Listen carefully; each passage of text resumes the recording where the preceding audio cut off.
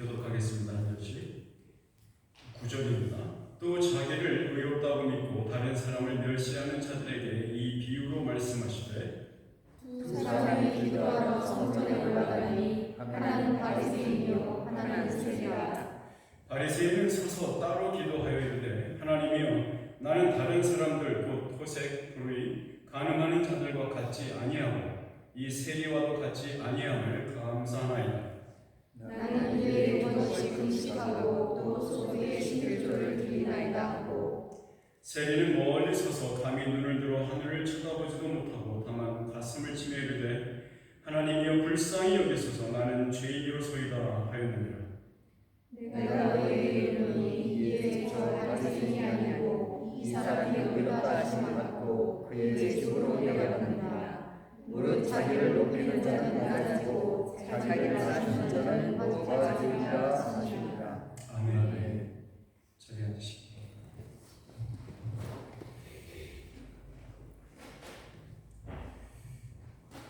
우리 예서 예주 영어 스크립트 갖고 있나요? 네, 좋습니다.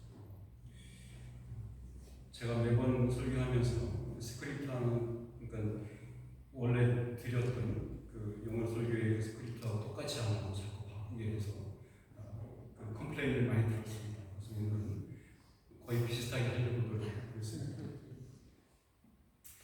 이 이야기는요, 우리의 일상 속에서 일어날 수 있는 상황을 배경으로 하는 이야기입니다. 예수님께서는 이 비유를 통해서 우리에게 무엇을 말하고자 하시는 걸까요? 자, 함께 받은 이 말씀 속에는 거만한 기도를 올리다가 비판받은 바리새인이죠. 또한 경비하게 기도함으로써 칭찬을 들은 세리가 등장합니다. 이런 비유를 접할 때마다 우리는 이렇게 생각합니다. 우리는 저 바리새인 같지 않게 해주셔서 감사드립니다. 이렇게 말이죠. 물론 우리들 중 누군가는 그가 나열한 이 찬란하고 거룩해 보이는 행위들에 대해서 참 대단하다라고 경탄에 맞이하지 않을 수 없을 겁니다. 이런 반응들은 모두 우리가 사실은 이 바리새인 같음을 보여주고 있죠. 자, 예수님께서 가르치고자 했던 요점은 무엇일까요? 아주 많은 사람들로부터 칭찬받을 거라 기대되던 사람이 받은 평가는 그가 의롭지 않다는 것이었고 도리어 기대하지 못했던 다른 사람이 진짜 의로운 사람이라는 호칭을 얻었다는 것, 이것이 우리 주님께서 오늘 우리에게 주시는 말씀의 교훈일까요? 그 교훈의 전부일까요? 아니면 기도하는 자세나 태도, 이렇게 해야 한다고 가르치시는 비유일까요? 사실 우리 본문의 서두에서부터 예수님은 이 비유를 주시는 목적을 분명히 하셨습니다. 자기를 의롭다고 믿고 다른 사람을 멸시하는 자들에게 비유로 말씀하여 라고 써있지 않습니까? 그러므로 기도의 자세를 말하고자, 그것을 교훈하고자 하시는 것이 목적이 아닙니다. 도리어 의의 문제 또한 그것과 관련돼서 자기의 노력으로 어떠한 경건한 목표에 다다를 수 있다고 믿는 이들을 교정하고자 가르치고자 하는 것이 목적입니다. 그러므로 우리가 이 비유를 공부하는 목적은 단 한 가지여야 합니다. 나는 이 이야기 속의 바리새인과 세리 중에 누구일까 하는 거죠. 아니면 둘 다 아니면 그 중간 어디쯤에 있는 군중들 사이에 여러분과 제가 서 있는 것일까요? 라는 질문만이죠. 우리가 답을 얻어야 하는 또 다른 질문은 이 이야기 속에서 예수님은 어디에 계시는가 하는 겁니다. 이 질문들에 대한 답을 얻어야 합니다. 여러분 모두에게 이 질문들에 대한 확실한 답을 얻게 하시는 성령님의 조명하심과 도우심이 여러분에게 임하시기를 주님의 이름으로 축원합니다. 아멘. 자, 우리 먼저 첫 절부터 보겠습니다. 이 첫 절부터 우리를 아주 긴장하게 만들죠. 본문 9절 말씀입니다. 함께 같이 읽어볼까요? 시작. 또 자기를 의롭다고 믿고 다른 사람을 멸시하는 자들에게 이 비유로 말씀하시되, 자기를 의롭다고 믿고 다른 사람을 멸시하는 자들이라는 플로럴이에요. 복수예요. 복수. 리벤지의 복수가 아니라 단수 복수의 복수예요. 여러 사람들의 대상을 그 사람들, 모든 사람들을 앞에 대놓고, 이 사람들을 대놓고 흠집을 내려는 듯 하는 것 같아요. 그런 나레이터의 기록이 무척이나 우리에게 도전을 하고 있죠.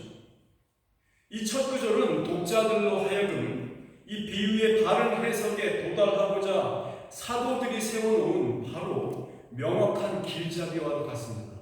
그러니까 우리의 이 비유를 우리가 해석할 때, 말씀을 받을 때 이 첫 절에서 떠나가면 안 됩니다.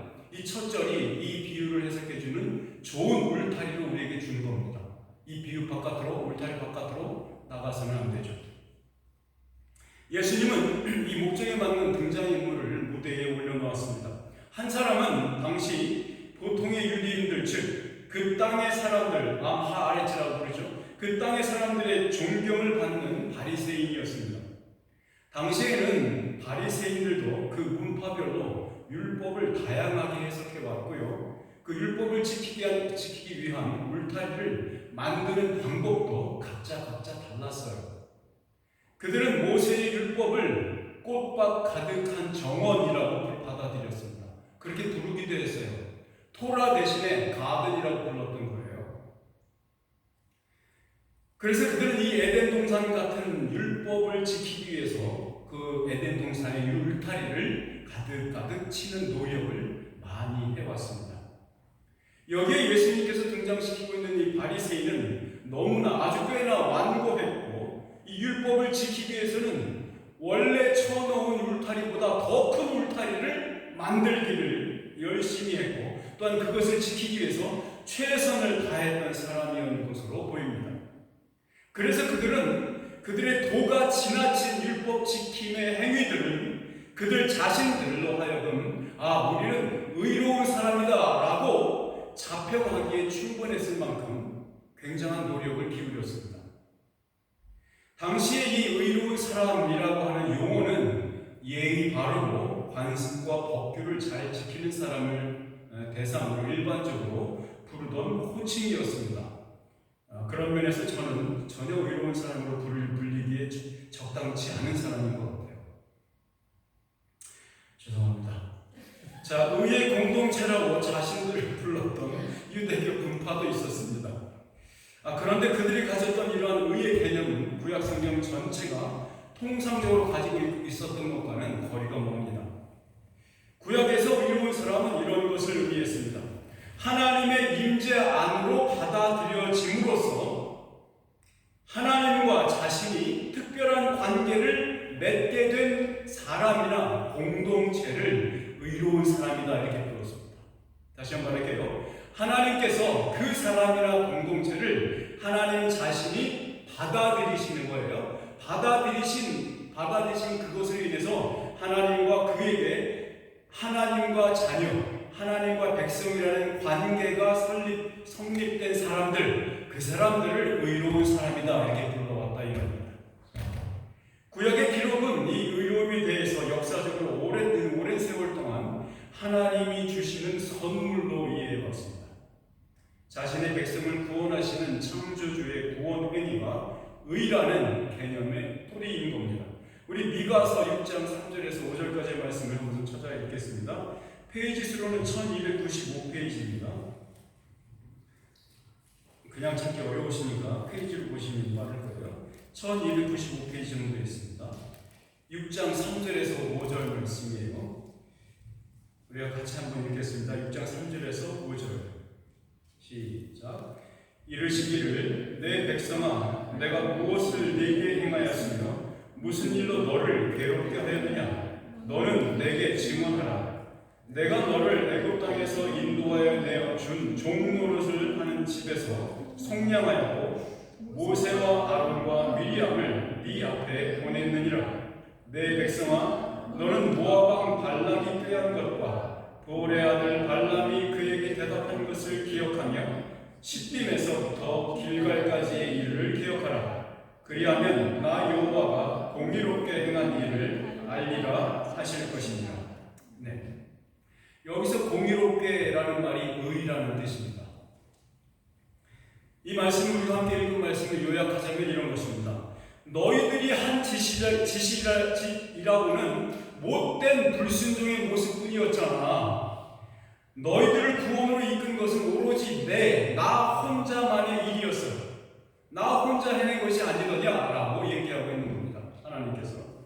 자, 그러니까 구약 백성이 가지는 그 의로움이라는 것, 의라는 것 모두는 하나님께서 홀로 만드신 선물로 주어진 것이다 라고 이해하셔야 됩니다.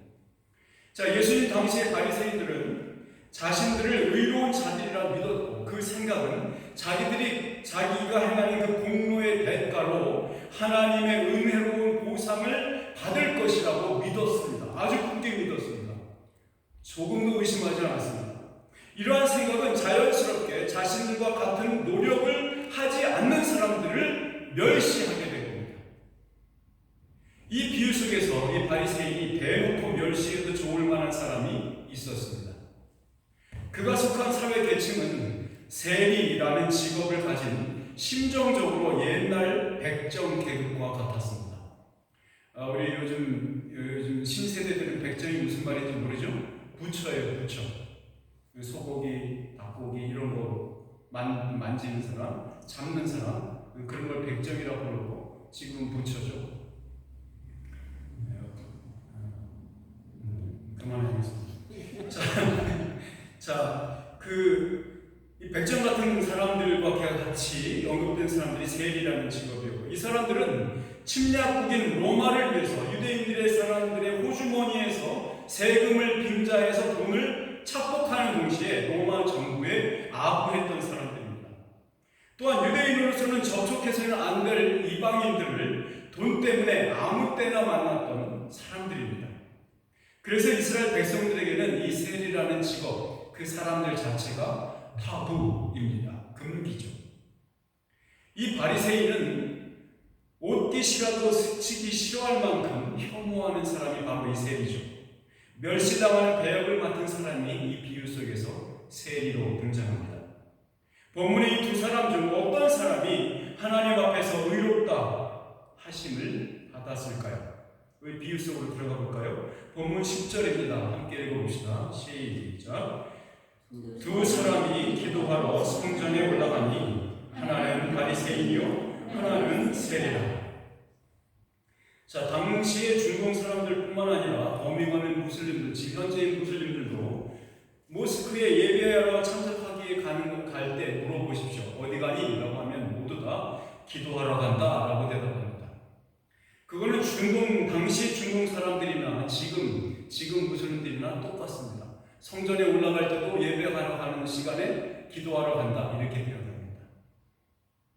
그러니까 이 말씀은 두 사람이 기도하러 성전에 올라갔다라는 비유의 배경이 주어졌는데, 그것은 무엇이냐면 이 단지 두 사람만 간 게 아니고 수많은 군중들이, 예배에 참석하는 군중들이 있었고 그 무리가 함께 성전으로 올라가고 있었고 그 중에 두 사람이 있었다 이 말입니다. 성전에서 매일 2번씩 치러지는 제사가 있었습니다. 속죄제입니다. 이 문맥 속에서는 우리가 예배 혹은 제사, 제의라는 말을 같은 의미로 우리가 사용할 것입니다. 그 예배는 이른 아침 6시 그리고 늦은 오후 3시에 있었습니다. 2번 있었죠. 이 비유의 시간 배경은 이른 아침에 있었던 일인지 혹은 오후 3시에 있었던 일인지는 분명히 알 수는 없어요. 그러나 제 개인적인 소견으로는 오후 3시 예배였을 것으로 추측이 됩니다. 예수님도 그렇게 부지런하지 않았을까? 좋습니다. 자, 어쨌든 말이죠. 왜냐하면 바리새인에게는 그 하루 동안 더 많은 의로운 행위들을 쌓을 수 있었을 테고, 세리에게는 더 많은 슬픔과 회개할 내용들이 더 많이 채워지는 하루가 필요했었을 테니까요. 어쨌든 이 두 사람은 성전으로 올라가는 동안에도 눈 한 번 마주칠 일이 없을 만큼 사회적 거리가 멀었습니다. 아마도 바리새인은 많은 추종자 혹은 동료 무리들과 어울려서 어깨동무하면서 발장단을 치면서 걸어 올라갔을 겁니다. 이거는 시편 133편에 나오는 이야기가 바로 그 얘기입니다. 시편 133편 1절로 만들어진 노래를 부르면서 발장단을 치면서 어깨동무를 하면서 노래를 부르며 올라갔을지도 모를 일입니다. 아마 다른 사람들의 시선을 최대한 즐겼을 것입니다. 그러나 다른 한 마치 존재하지 않는 사람인 것처럼 누군가 자신을 알아차리고 욕할까봐 자신을 최대한 숨기며 조심조심 성전으로 올라갔을 겁니다. 아마도 다른 사람들의 시선이 너무도 따가운 회초리처럼 가슴을 후벼팠을 것입니다. 이 세리에게 있어서 성전에 올라가는 일은 무척이나 힘든 일이었을 것입니다. 나 같은 자도 성전들을 밟을 수 있는 건가 고민하며 올라갔을 것입니다. 매일 2차례 성전에서 드려지는 속죄제는 그 예식의 절차와 과정이 정해져 있었습니다. 제사장이 양의 피를 제단에 뿌리고 나면, 양의 피를 제단에 뿌리기 전에 제사장이 뭐 하겠습니까? 양을 여기 따는 거죠. 목을 따는 거죠. 멱을 따고 거기서 피를 받아가지고 그 피를 제단에 뿌리고 나면 어떤 일이 벌어지냐면 찬양하는 아기들 소리가 울려 퍼집니다. 그 후에 이 제사장은 향을 피웁니다.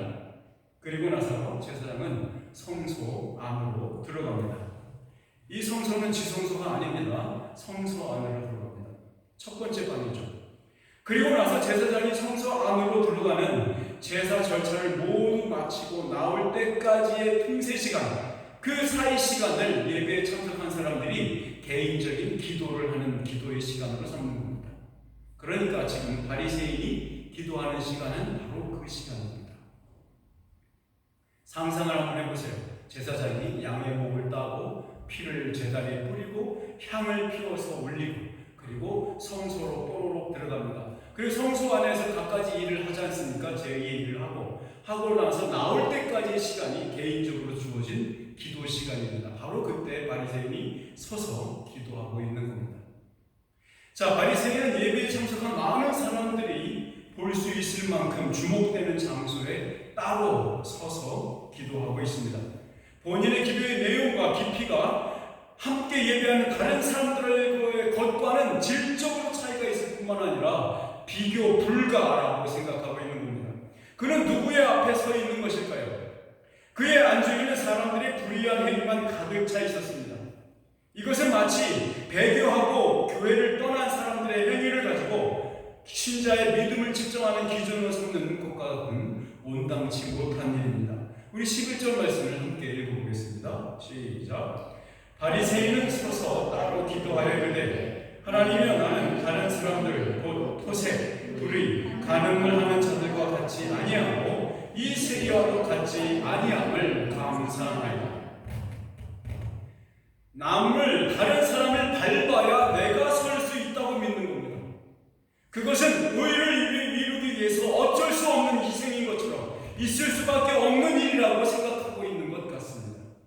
약육 강식, 즉 약자가 강자의 밥이 되고 마는 먹이사슬의 관계로 생각하고 있는 것 같습니다.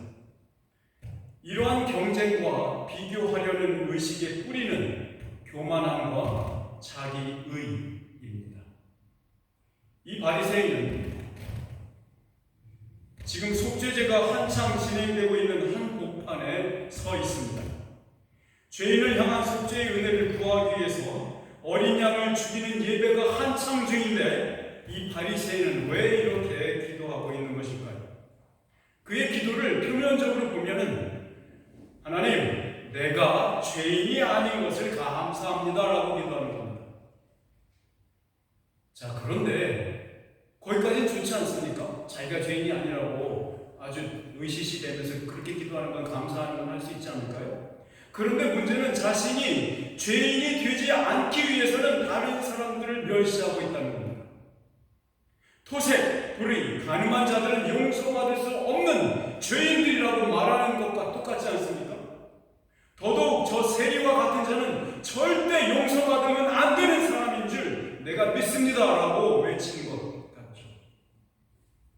마치 하나님께서 저런 놈을 용서하신다는 것은 거룩한 하나님의 위대한 은혜를 낭비하고 있는 겁니다라고 말하는 것처럼 하나님께 대드는 거죠. 자기 자신이 죄인이 아님을 증명하고자 다른 사람들의 악행을 비교하는 것은 그가 예배의 시간에 하나님 앞에 서 있다라기보다는 자기보다 못난 사람들 앞에 서 있었다는 것을 의미합니다. 사실상 우리 모두는 이 비유를 읽는 독자로서 이 이야기를 읽으면서 단 1초도 걸리지 않고 이 바리새인을 비난합니다. 못된 놈, 교만한 놈, 얼마나 잘났다고 아주 시건방을 떨어요 라고 말합니다. 그리고는 이 바리새인을 우리의 마음으로부터 최대한 아주 멀리 치워버립니다. 우리가 이렇게 반응하는 한 우리 중 누구도 이 바리새인과 다르지 않습니다.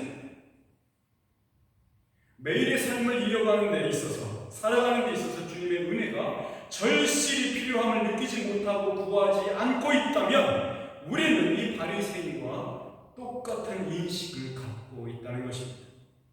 안하무인격의 이 바리새인의 인식은 결국 그의 사전에는 하나님도 없다는 것을, 사람도 없다는 것을 증명하고 있는 셈이죠.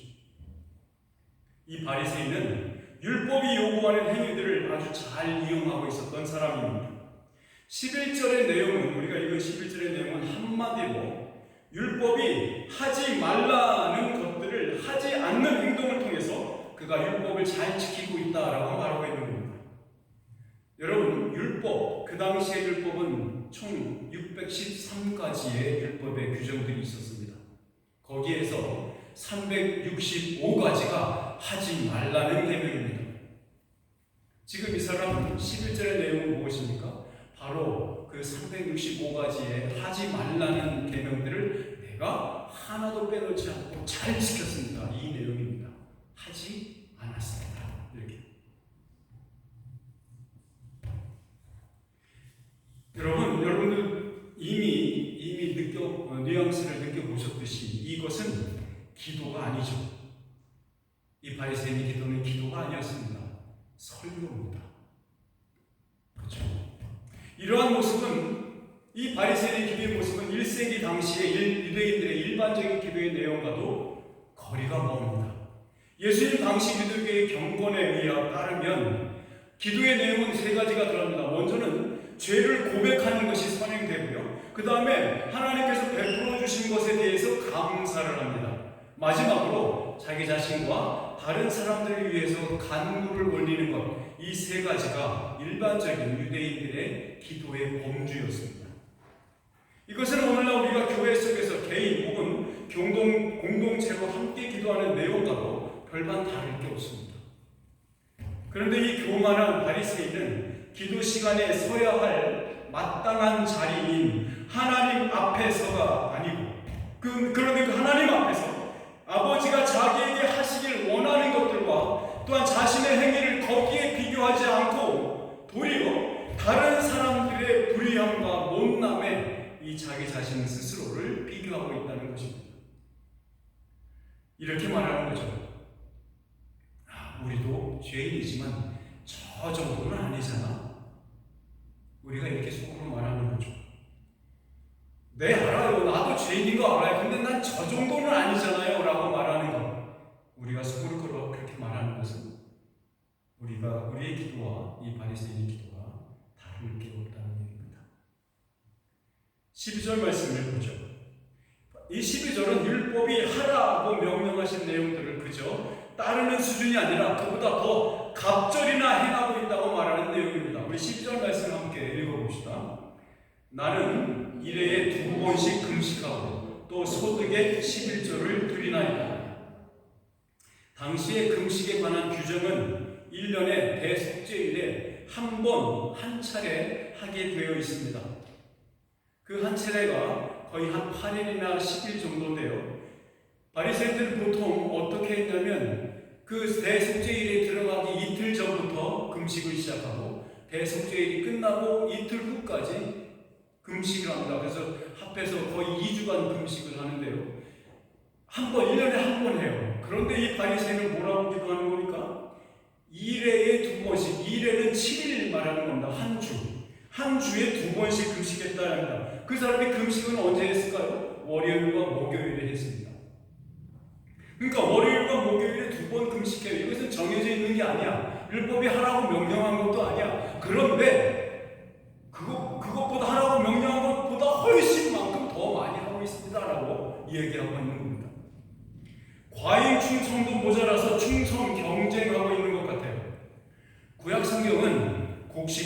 소금과 기름과 포도주의 11조를 바칠 것을 명령하고 있습니다. 이 규정에 대해서 구약을 해석해온 지도자들은 마땅하게도 어떤 상황에 대한 예외 규정도 정해놓았습니다.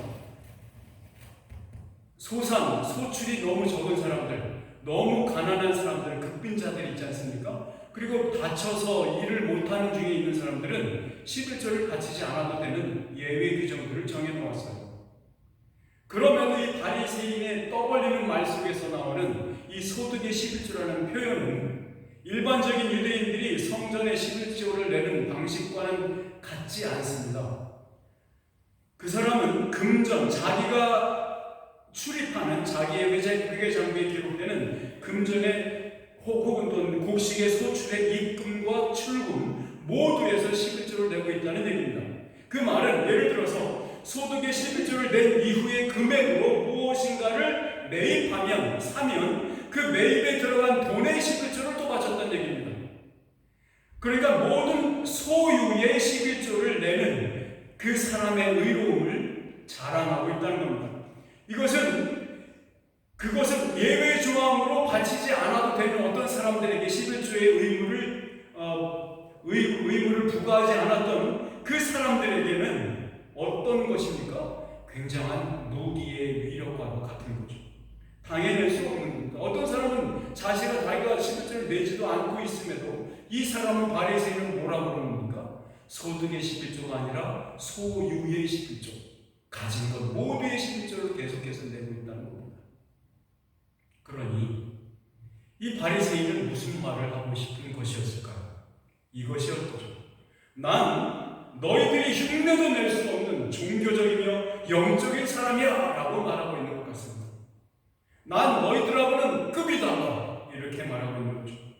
이 말을 들은 사람들은 그의 의에 대해서 아주 높은 기준에 대해서 감탄했을지도 모릅니다. 세리는 어디에 서 있을까요? 우리 13절 말씀 한번 읽겠습니다. 13절의 앞부분 말씀만 읽겠습니다. 세리는 멀리 서서 감히 눈을 들어 하늘을 쳐다보지도 못하고. 세리는 사람들로부터 멀찌감치 서 있습니다. 자신이 서 있을 수 있는 자리가 마치 하나님의 눈에 띄지도 않을 만큼 먼 곳인 것처럼 함께 예배하는 동료들로부터도 멀리 서 있습니다. 사람들의 주목을 가장 받지 않을 만한 곳에 그곳에 서 있습니다. 그러나 여러분, 그가 선 곳은 속죄 제단의 한 가운데였습니다. 하나님 앞에 서 있기에 그는 몸둘 바 모르는 죄인일 수밖에 없었습니다. 마치 자신이 하나님 앞에 자신이 드려져야만 하는 재물인 것처럼 말입니다. 그는 자기의 시선을, 자기의 눈을 들어서 올려서 하늘을 올려다보지도 못합니다. 당시 유대인들이 기도할 때는 하나님의 공간이었던 하늘을 바라보면서 기도하는 습관이, 관습이 있었음에도 이 세리는 머리를 들지 못합니다. 마치 자신이 하늘의 시선을 두는 자체만으로도 하나님의 거룩함을 깎아버릴까봐 차마 하늘을 우러러보지 못합니다. 이 세리를 통곡하게 한 것은 무엇일까요? 키네스 베일리라고 하는 신학자가 있습니다. 그분이 상황 설명한 것이 있어서 제가 인용해 드릴게요. 세리는 제단 주위에 모인 예배자들에게서 멀찌감치 떨어져 선 채 어린 양을 제물로 바치는 광경을 지켜보고 있다. 그는 은 나팔이 울리고 심벌지가 크게 부딪히며 시편 읽는 소리를 들은 뒤 제단 옆에 제물의 피를 뿌리는 모습을 지켜보고 있다. 그리고 제사장이 하나님 앞에 향을 바치려고 성전 안으로 사라지는 것을 바라본다. 얼마 뒤 제사장이 다시 나타나 어린 양의 속죄 제물로 말미암아 제사가 받아들여졌고 이스라엘의 죄가 씻겨 나갔다고 선언한다. 다시 나팔이 울리고 향연이 하늘로 올라간다. 대찬양대가 노래하자 괴로워하며 자기 가슴을 치던 세리는 떨어져 서서 이렇게 말합니다. 오 하나님, 죄인인 저를 구속해 주소서, 속량해 주소서라고 부르짖고 있다. 이렇게 말하고 있습니다. 여러분 보이십니까? 이 제사장이 피우는 향연이, 이 향이 하늘로 올라가는 그때에 이 세리의 마음도 세리의 슬픔도 통곡도 함께 하늘로 올라가는 것을 말입니다. 그의 마음을 괴롭게 하며 가슴을 치며 통곡하게 하는 것은 제물로 뿌려진 어린 양의 피입니다. 그는 속죄제단의 제물이 된 것처럼 기도하고 있습니다. 이 세리가 불쌍히 여겨서서 한 말의 의미는 용서해 주옵소서, 나를 속량해 주소서라는 말의 의미입니다. 다윗의 시편 중 51편은 이 세리의 마음을 이렇게 대변하고 있습니다. 나의 죄악을 맑게 씻으시며 나의 죄를 깨끗이 제하여 주옵소서. 우슬초로 나를 정결하게 하시사 나로 정하리이다.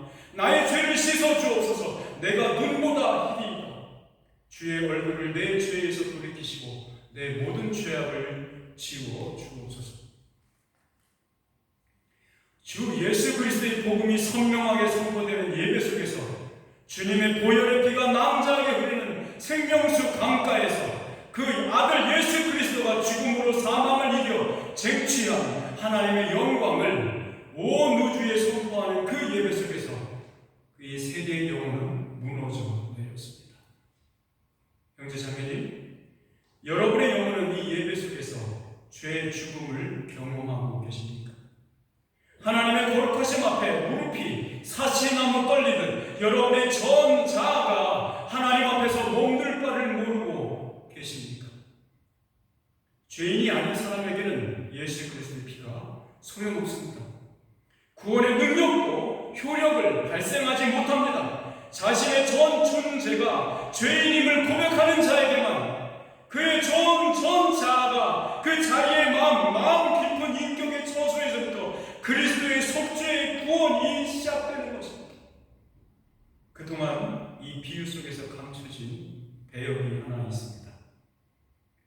이 비유를 이야기해 주고 계시는 예수님이 바로 그 속죄제의 어린 양의 피이자 죄와 의를 판가름하시는 이 비유의 주인이십니다. 그는 어린 양의 피가 상징하는 살아계시는 하나님의 하늘에 속한 제물이었습니다. 세리 요한이 예수님 보고 뭐라고 말했는지 기억하십니까?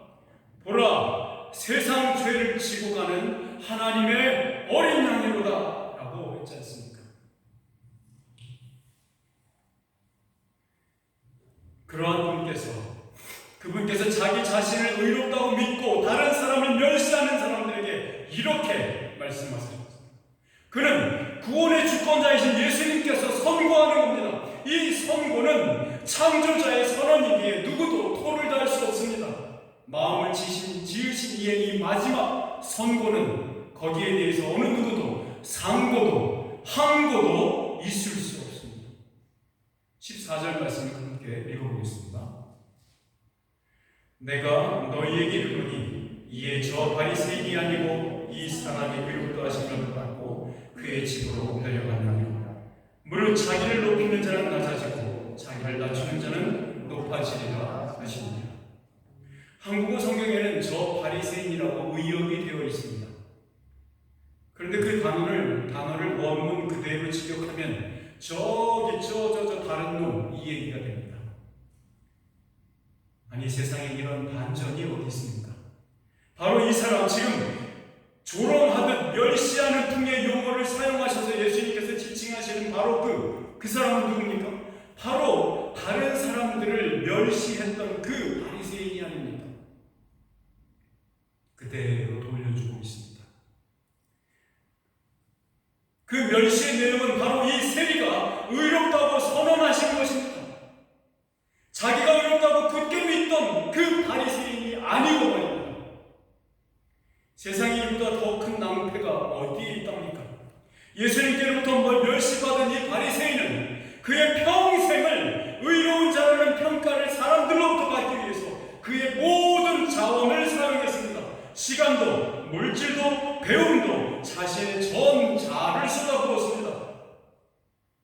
그런데 그는 자기 눈앞에 바로 앞에서 제사장에 의해서 뿌려지고 있는 그 어린 양의 피를 보면서도 그것이 자기의 피가 되어야 한다는, 마땅히 자기의 피가 거기에 뿌려져야 했음을 하는 인식 자체가 없었습니다. 그는 자기 스스로 만들어낸 하나님을 그 성전에서 섬기고 있었던 겁니다. 그가 만든 하나님을 예수님은 도무지 알지 못하십니다. 불법을 행하는 자들아, 내가 너희를 도무지 알지 못하겠노라. 내 앞에서 당장 떠나거라 라고 말씀하신 예수님의 준엄한 심판의 목소리입니다. 사랑하는 여러분, 예배를 함께 드리고 있는 우리 중에 이 세리만큼 은혜를 받는 자가 누구이겠습니까? 혹시 앞자리에 나오는 것대로 송구스러워서 맨 뒷자리에 앉았다가 예배 내내 주님의 은혜가 감격스러워 눈물만 훔쳤다가 예배 끝나자마자 불이 나게 도망가는 사람이 아닐까요? 아니면 속으로 이렇게 생각하는 사람이 있지 않습니까? 아이고, 저 치는 부끄럽지도 않나? 저렇게 행동해놓고 어떻게 예배 시간에 나와서 교회 올 생각을 다 했대?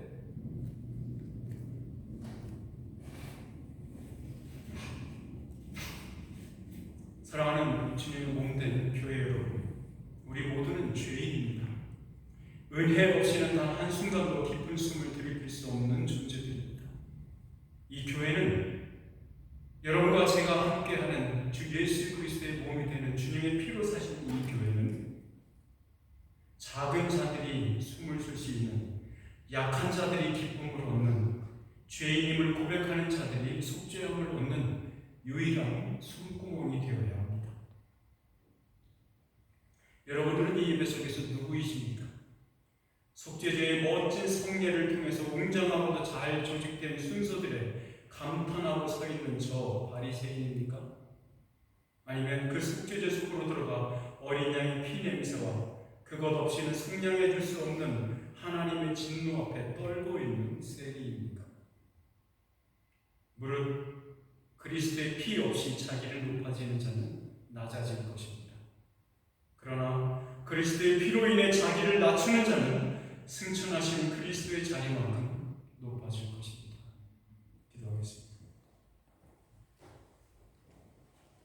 전능하신 아버지 하나님, 우리의 마음이 바리새인의 마음에서 이 세리의 마음으로 바뀌게 도와주옵소서. 주의 피로 씻겨주시고 주의 피로 성령하여 주시옵소서. 우리를 불쌍히 여겨주시옵소서. 우리의 모든 죄악과 모든 입술의 죄악과 모든 행위의 죄악들에서 주의 말씀으로 정결케 되고 거룩게 되는 은혜가 우리의 일상생활 속에서 있게 하여 주시옵소서. 그래서 우리가 일상생활에서 살 때 그 자리가 우리가 가는 곳곳마다 하나님의 성전이 되게 하는 기적이 일어나게 도와주시옵소서. 예수 그리스도의 이름으로 기도합니다. 아멘. 우리 다 함께 일어나셔서